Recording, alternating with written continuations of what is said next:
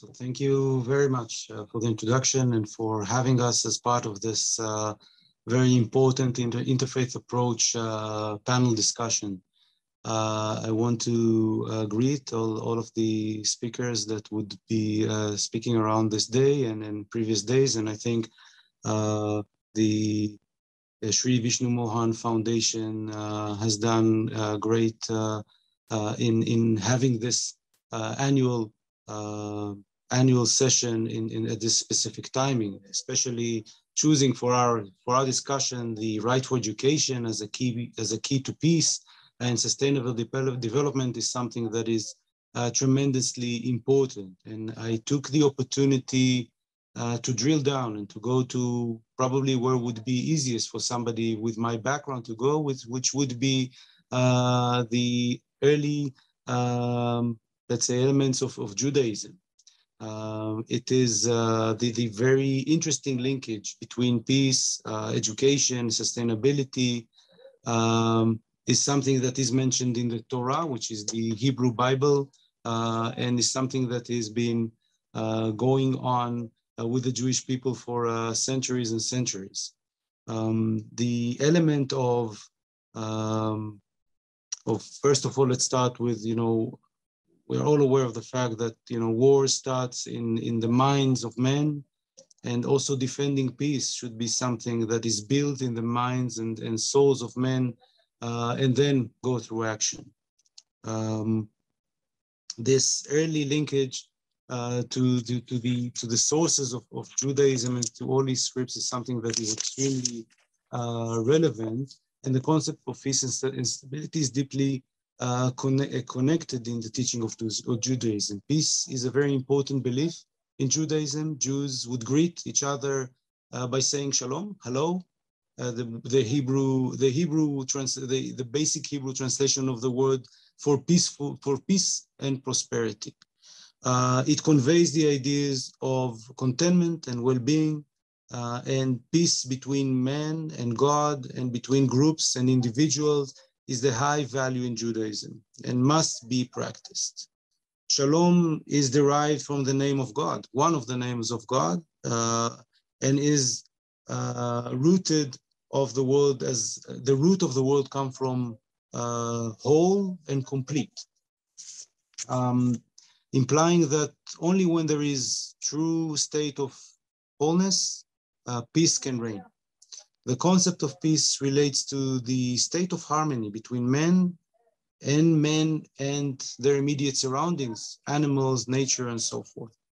Very basic prayer in Judaism, something that, practicing Jew would say a very large number of times during the day, relates to the peace that the Creator would hold in his divine realm and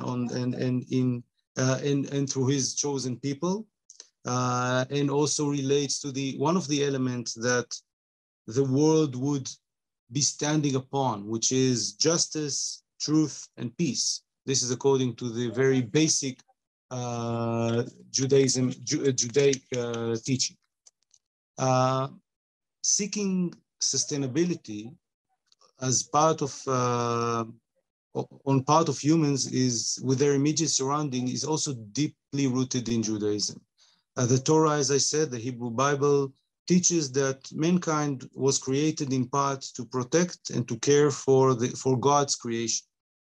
The do not destroy commandment, basically, in Hebrew it's bal tashchit, a concept in the Talmud, which is the oral, which is the follow-up of teaching of the Torah, is an affirmation of God's possession of the land. There is a commitment to the creation and one another by avoiding destruction and degradation of the land and its inhabitants.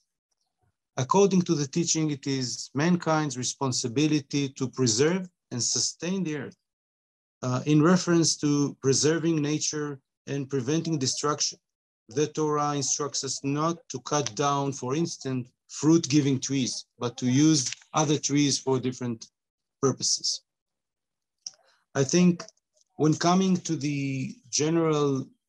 to our present time, we can see, and I'll start from the bad examples of what happens when peace is not, when education for peace is not part of the engagement. We can see phenomena of anti-Semitism. We can see phenomena of hatred between men, between societies, exactly the things that could and should be prevented by approaching young minds and minds at all in teaching for peace and pushing that through engagement to basically action.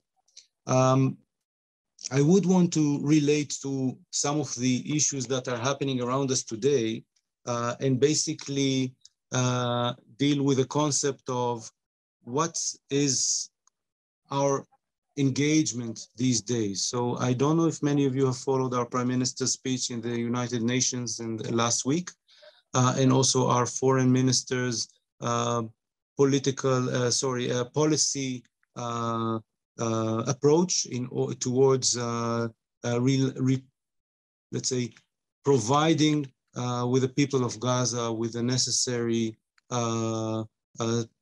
humanitarian sustainable development vis-a-vis security. So these are elements that are deeply rooted even within our immediate and ongoing policy in different scopes, either mentioned in the UN or in different arenas. Lately, I think we are seeing some very good examples of what peace can and where peace can take us.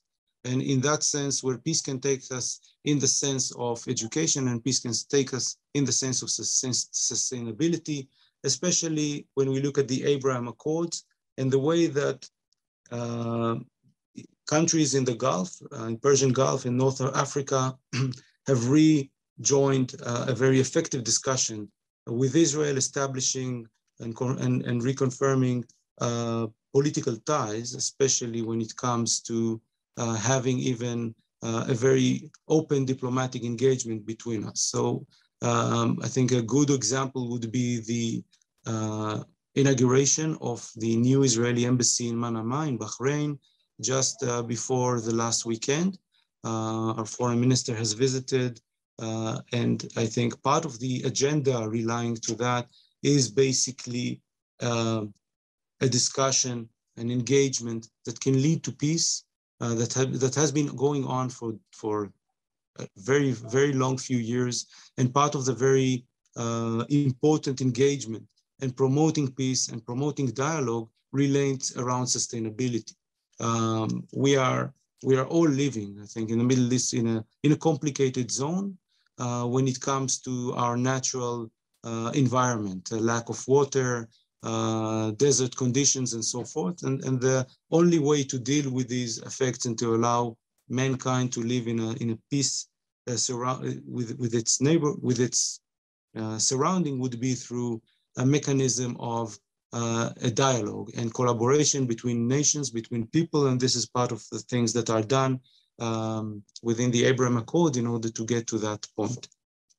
I just want to conclude by thanking you again for allowing me to participate and for basically allowing me to share some of the elements that relates to our background, to our backdrop in relations to peace and sustainability, and wish you all a very ongoing and successful sessions. Thank you very much.